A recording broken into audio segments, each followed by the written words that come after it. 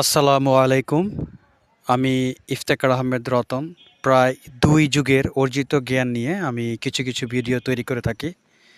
আজকের ভিডিওটি করার জন্য আমি গ্রিক ফিলসফি, ইন্ডিয়ান ফিলসফি এবং আমাদের দেশের প্রখ্যাত দার্শনিক ও চট্টগ্রাম ইউনিভার্সিটির প্রফেসর মোজাম্মেল হক স্যারের অবদানের প্রতি অনেক কৃতজ্ঞ। আজকে আমাদের আলোচনার বিষয় হচ্ছে, আমাদের ধারণা কি অস্তিত্বশীল? চলুন এটিকে ব্যাখ্যা করব। বস্তু সাপেক্ষে ধারণা বা বলা যায় ধারণার মূল উৎপত্তি বস্তু। ধারণা যদি অস্তিত্বশীল না হয় তাহলে আমরা কেন বলি আমাদের ধারণা আছে? আমরা যে বিষয়ে ধারণা করি সেই বিষয়টা আছে কি না এটা একটু দেখার বিষয়। কিন্তু আমাদের যে ধারণা, সেই ধারণাটা তো অস্তিত্বশীল, অর্থাৎ আমরা যে ধারণা পোষণ করি সেই ধারণাটার একটা অস্তিত্ব আছে। যেমন আমরা একটি আপেল নিয়ে ধারণা করি, তাহলে আমাদের ধারণার মূল উৎসটা হচ্ছে আপেল। এখানে আপেলের অস্তিত্ব আছে এবং আমাদের ধারণারও অস্তিত্ব আছে। কিছু ধারণা আছে যার কোনো বস্তু নেই বা ফিজিক্যাল অস্তিত্ব নেই। সেক্ষেত্রে সেই ধারণাগুলো অস্তিত্বশীল কিনা সেটা হচ্ছে বিষয়। সেই ক্ষেত্রে সে ধারণাগুলো অস্তিত্বশীল কিনা সেটা হচ্ছে বিষয়।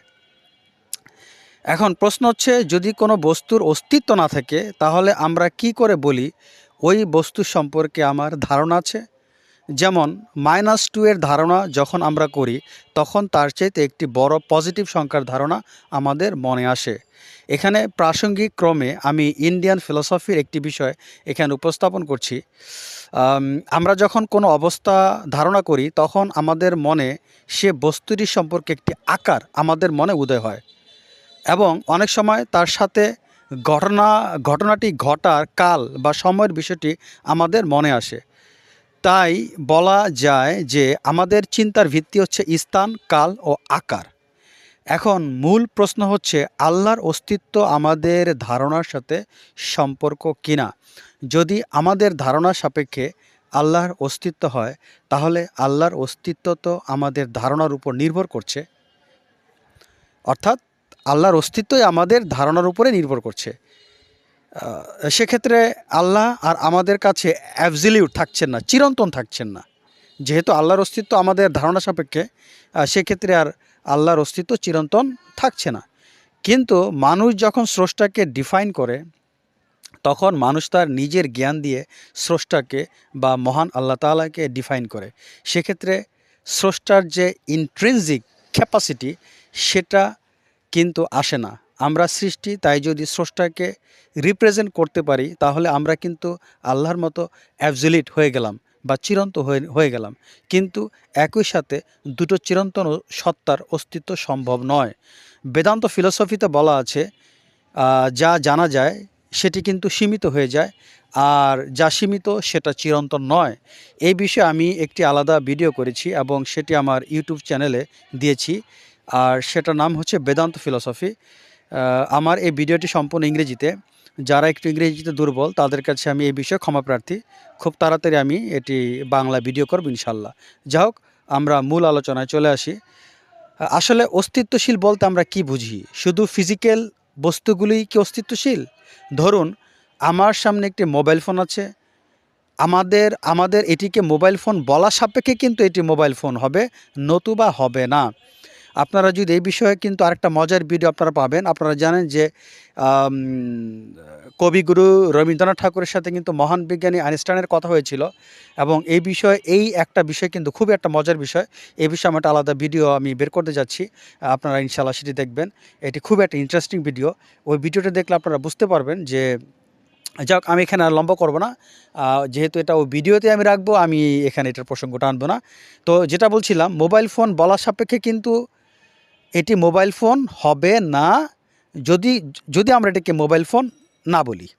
মোবাইল ফোন হবে, নতুবা হবে না, সেটা কিন্তু আমাদের উপর ডিপেন্ড করছে। আর বস্তুটি মোবাইল ফোন হওয়ার জন্য যা বৈশিষ্ট্য থাকা দরকার সে বৈশিষ্ট্য থাকা সাপেক্ষে আমরা তাকে মোবাইল ফোন বলবো।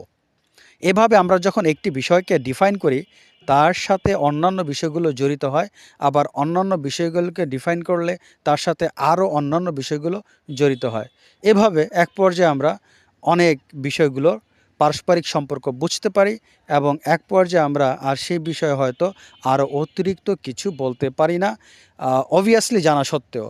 যেমন আমাদের বেঁচে থাকার জন্য অক্সিজেন দরকার, শুধু অক্সিজেন থাকলেই হবে না, সেটি নির্দিষ্ট অনুপাতে থাকতে হবে। কিন্তু আমরা কখনো বলি না যে আমি এখানে বসবাস করছি কারণ এখানে অক্সিজেন আছে, অক্সিজেন থাকবে সেটা আমরা এমনিতে ধরে নিই। এভাবে আমরা যখন বস্তুকে পাই তখন বস্তুর অতিরিক্ত কোনো কিছুকে অ্যাজিউম করি। আমরা যখন কোনো কিছুকে ডিফাইন করি তখন তার জন্য আমরা সেই বস্তু সম্পর্কে অনেক ডাটাকে ব্যবহার করি তা অ্যানালাইজ করার জন্য। যেমন মোবাইল ফোনকে ডিফাইন করার জন্য ডাটাগুলো আমরা অ্যানালাইজ করি, ঠিক একইভাবে মেটাফিজিক্সকে বোঝার জন্য ফিজিক্সের সাহায্য নেই। এভাবে আমরা ফিজিক্স শুরু করে মেটাফিজিক্সে যাই শুধু মেটাফিজিক্স বোঝার জন্য, কিন্তু এটা ইটসেলফ ট্রু নয়।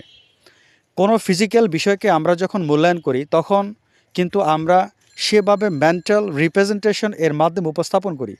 আর যেটা মেটাফিজিক্স সেটাকে আমরা অন্যভাবে মূল্যায়ন করি, অর্থাৎ যেটা ফিজিক্যাল তাকে আমরা একভাবে মূল্যায়ন করি, আর যেটা মেটাফিজিক্স সেটাকে আমরা অন্যভাবে মূল্যায়ন করি।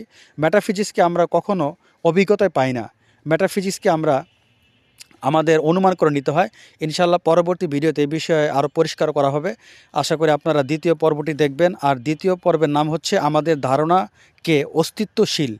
আমাদের ধারণাকে অস্তিত্বশীল, আদৌ কি আমাদের ধারণা আছে? তার মানে দ্বিতীয় পর্ব যেটা আলোচনা করা হবে, আপনারা দয়া